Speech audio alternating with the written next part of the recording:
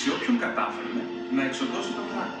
Έτσι, βρέθηκε ένας γενναίος νεαρός, ο οποίος μετά από μάχη με τον δράκο κατάφερε να τον σκοτώσει. Στη συνέχεια, μπήκαν στο σπήλαιο με αμαμένους πυρσούς.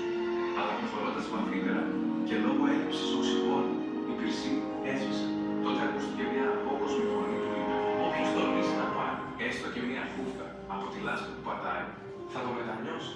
Αλλά και εκείνος που δεν θα πάρει, πάλι θα το μετανιώσει. Κάποιοι τολμηροί πήραν μια χούφτα λάσπη και όταν βγήκαν στο φως της ημέρας, ανακάλυψαν ότι κρατούσαν υγρή χρυσόσκοπη. Έτσι, μετάνιωσαν που δεν πήραν περισσότερο, ενώ οι υπόλοιποι.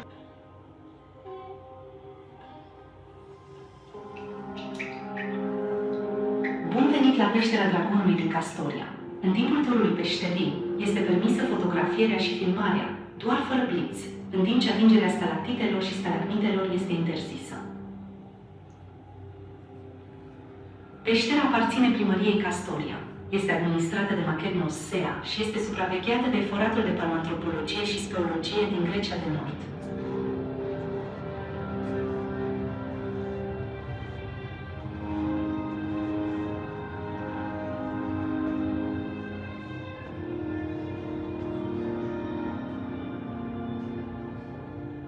Vom străbate o potecă naturală de 350 de metri alături de ramuri, trecând pe lângă două poduri solide și un împluvitor și vom vedea 7 lacuri care comunică în subteran cu lacul Orestiaca. Peștera a fost descoperită în anii 40 de tineretul castorian în urma diverselor explorări. În 1967 a fost cartografiat pentru prima dată.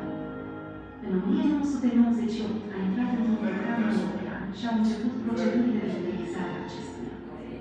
În decembrie 2009 și-a deschis porțile pentru public.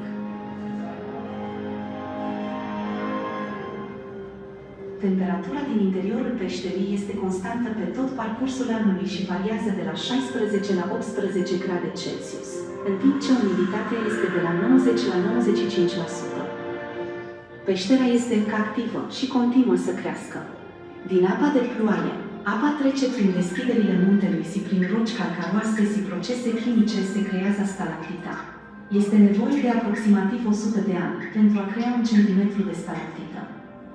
Peștera datează de 6 milioane de ani. Tipurile de stalactite găsite în această peșteră sunt coloanele, perdele, cascada și stalactitele tubulare. Este, de asemenea, cea mai modernă și singură peșteră din Balcan, deoarece are cele mai sofisticate mașini de control al mediului și sisteme de siguranță, precum plasa de sârmă de oțel, unde 1 metru pătrat poate rezista până la 16 tone de greutate.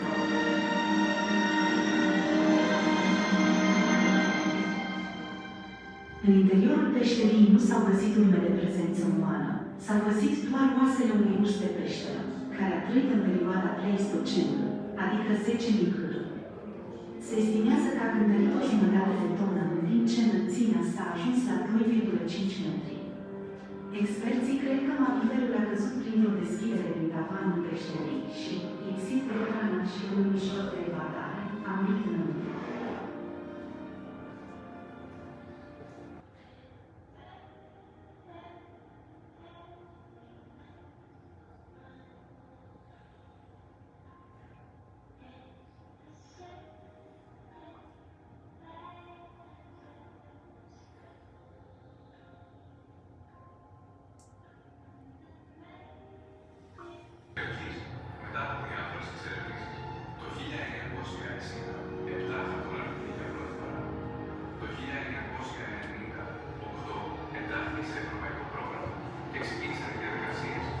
αξιοποιήσει, ενώ το Δεκέμβριο του 2009 άνοιξε τις πόρτες του στο κοινό. Η θερμοκρασία στο εσωτερικό. Το σπήλαιο είναι ακόμα ενεργό και συνεχίζει να αναπτύσσεται. Το νερό της βροχής περνά μέσα από τα ανοίγματα του βουνού και μέσω των ασβεστολιθικών πετρωμάτων και χημικών διεργασιών δημιουργείται ο σταλακτήτης. Χρειάζονται περίπου 100 χρόνια για να δημιουργηθεί 1 εκατοστό σταλακτήτη. Το σπήλαιο χρονολογείται στα 6 εκατομμύρια χρόνια. Τα είδη των σταλακτητών που συναντάμε σε αυτό το σπήλαιο είναι οι κολόνες, οι κουρτίνες, ο καταράκτης και οι σωληνωειδείς σταλακτίτες. Αποτελεί επίσης το πιο σύγχρονο και ασφαλές σπήλαιο στα Βαλκάνια, καθώς διαθέτει υπερσύγχρονα μηχανήματα περιβαλλοντικού ελέγχου και συστήματα ασφαλείας, όπως το χαλίβινο πλέον, όπου ένα τετραγωνικό μέτρο μπορεί να αντέξει βάρος έως και 16 τόνους.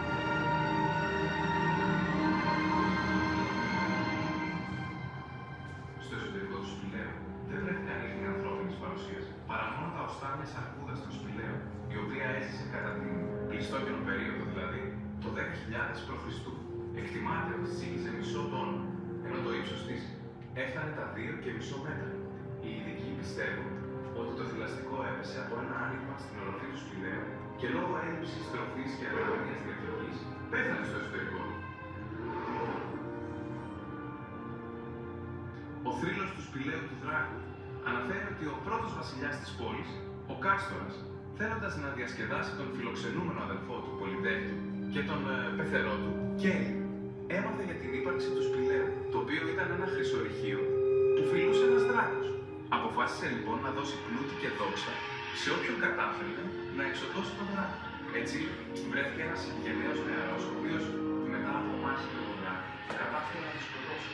Στη συνέχεια πήγαν στο σπήλαιο με αναμένους πυρσούς, αλλά προχωρώντας βαθύτερα και λόγω έλλειψης οξυγόνου, η πυρσή έσβησε.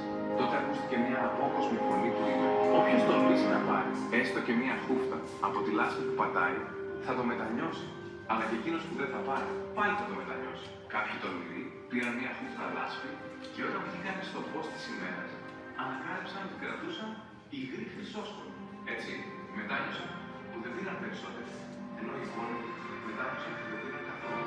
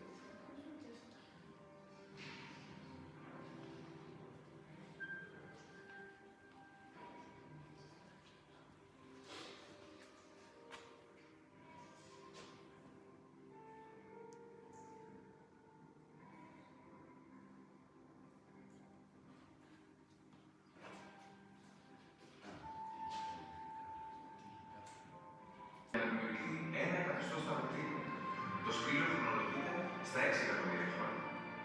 Τα είδη των σταλακτητών που συναντάμε σε αυτό το σπήλαιο είναι οι κολόνες, οι κουρτίνες, ο καταράκτης και οι σωληνωειδείς σταλακτίτες. Αποτελεί επίσης το πιο σύγχρονο και ασφαλές σπήλαιο στα Βαλκάνια, καθώς διαθέτει υπερσύγχρονα μηχανήματα περιβαλλοντικού ελέγχου και συστήματα ασφαλείας, όπως το χαλίβινο πλέον, όπου ένα τετραγωνικό μέτρο μπορεί να αντέξει βάρος έως και 16 τόνους.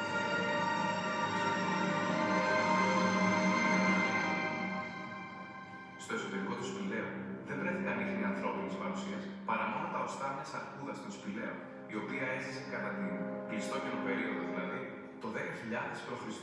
Εκτιμάται ότι σύγχυζε μισό τόνο, ενώ το ύψος της έφτανε τα 2,5 μέτρα.